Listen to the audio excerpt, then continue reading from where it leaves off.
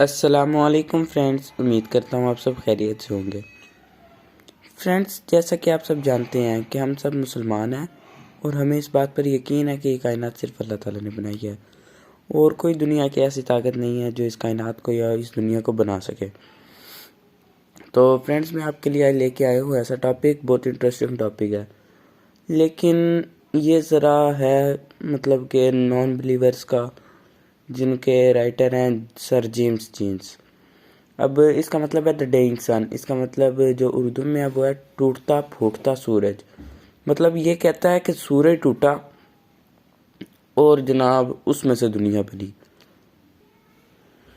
لیکن ہمارا ایسا کچھ بھی بلیو نہیں ہے۔ تو سب باتیں چھوڑ کر اپنے سبق کی طرف، چیپٹر کی طرف، لیسن کی طرف آنا چاہتا ہوں۔ آگے بڑھتے ہوئے یہ بات آپ کو بتاتا چلوں، یہ جو سبق ہے زمین کی تخلیق اور اس پر زندگی کے ظہور سے متعلق لکھا گیا ہے۔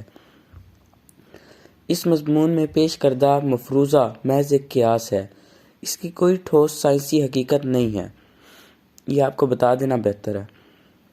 سر جیمس جینس کہتا ہے کہ یہ کائنات ہمارے تصور سے بھی زیادہ وسیع ہے، یہ تو بات ہم سب جانتے ہیں۔ اس میں لاتعداد ستارے اپنے اپنے مدار میں گردش کر رہے ہیں، یہ بھی ٹھیک ہے۔ ان میں بعض ستارے اتنے بڑے ہیں کہ ہماری لاکھوں زمینیں ان میں سما سکتی ہیں۔ یہ سب اللہ پاک کا کرم ہے، یہ اللہ پاک کی قدرت ہے اور اس میں کوئی سائنس نہیں ہے۔ اور یہ جو ستارے ہیں یہ کبھی بھی اپنے چکر سے، اپنے مدار سے نہیں ہٹتے۔ اگر یہ اپنے مدار سے ہٹ جائیں تو بہت بڑی تباہی آئے گی، مطلب آ سکتی ہے، بہت بڑی تباہی آ سکتی ہے اس سے۔ اللہ تعالیٰ نے ایک نظام چلایا ہوا ہے، اگر وہ اپنے نظام سے ہٹ جائیں تو بہت بڑی تباہی آ سکتی ہے۔ رائٹر کے مطابق آج سے کروڑوں سال پہلے ایک ایسا حادثہ ہوا کہ ایک ستارہ گردش کرتا ہوا سورج کے قریب آ دھمکا۔ اس کی کشش اتنی زیادہ کی تھی کہ سورج پر مادے کی ایک لہر ناقابل تصور حد تک بلند ہوئی۔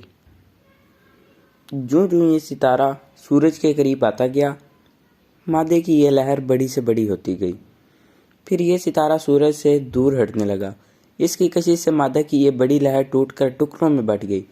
اب یہ رائٹر کہہ رہا ہے کہ وہ جو لہر بنی تھی یا کشش بنی تھی وہ ٹوٹ کر مطلب ٹکڑے بن گئی اس کے۔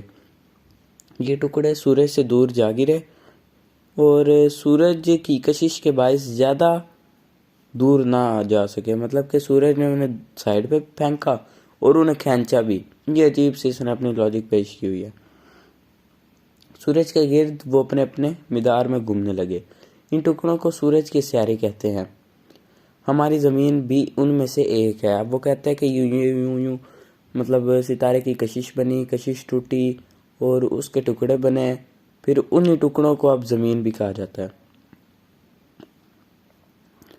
اب یہ کہتا ہے شروع میں یہ سیارے بہت گرم تھے، مگر وقت گزرنے کے ساتھ ساتھ خلا کی بے انتہا سردی میں یہ اپنی حرارت کھوتے چلے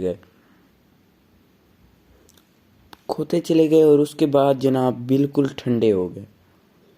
اب یہ سیارے اپنی ساری حرارت سورج سے حاصل کرتے ہیں، مگر یہ مفروضہ حقیقت سے کوسوں دور لگتا ہے، میں نے آپ کو پہلے ہی بتایا۔ بہت سے سوال پیدا ہوتے ہیں جن کا جواب رائٹر کے پاس نہیں ہے۔ مثلاً اگر سورج کا مادہ نئے ستارے کی کشش سے ٹوٹ کر الگ ہوا تو وہ ٹکڑے خلا میں گرنے کی بجائے اس ستارے کی کشش کے سبب اس کا حصہ کیوں نہ بنے؟ کیا اس ستارے کی کشش سورج کے مادے کو توڑنے تک محدود تھی؟ اب یہ سارے سوال پیدا ہو رہے ہیں۔ سورج سے مادے کو الگ کرنا تو زیادہ مشکل تھا بنسبت اس کے وہ ستارے ان ٹکڑوں کو اپنی گود میں پناہ دے دیتا۔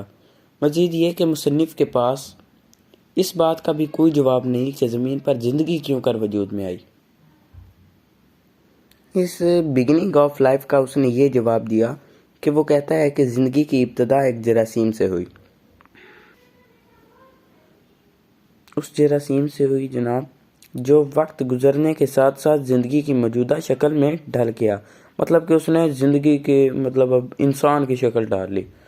مصنف کے مطابق زمین اور زندگی کی تخلیق محض ایک حادثہ تھا اور اس کا یہ خیال زمین اور زندگی دونوں کی اہمیت کم کر دیتا ہے، مگر اس کے مفروضے کی کوئی عملی اہمیت نہ ہے۔ الحمدللہ ہم مسلمان ہیں اور ہمارا ایمان یہ ہے فرینڈز کہ یہ کائنات زمین اور زمین پر موجود زندگی اللہ تعالیٰ نے بنائی ہے۔ یہ زمین قیامت تک قائم رہے گی اور انسان اس پر آباد رہیں گے۔ قیامت ہر ذی روح کو ختم کر دے گی۔ ایز اے مسلمان ہمارا یہ بلیو ہے، حتیٰ کہ اللہ تعالیٰ کے حکم سے ملک الموت کو بھی موت آ جائے گی۔ اس کے بعد اللہ تعالیٰ تمام انسانوں کو اپنے حکم سے دوبارہ زندہ فرمائیں گے اور پھر انہیں جزا اور سزا دی جائے گی۔ نیک لوگ ہمیں بہشت میں رہیں گے اور گناہ گار جہنم میں۔ اللہ تعالیٰ ہمیں ہدایت دے اور جنتی بنائے، آمین۔ اپنا خیال رکھیے گا فرینڈز، آج کے لیے بس اتنا ہی۔ اللہ حافظ۔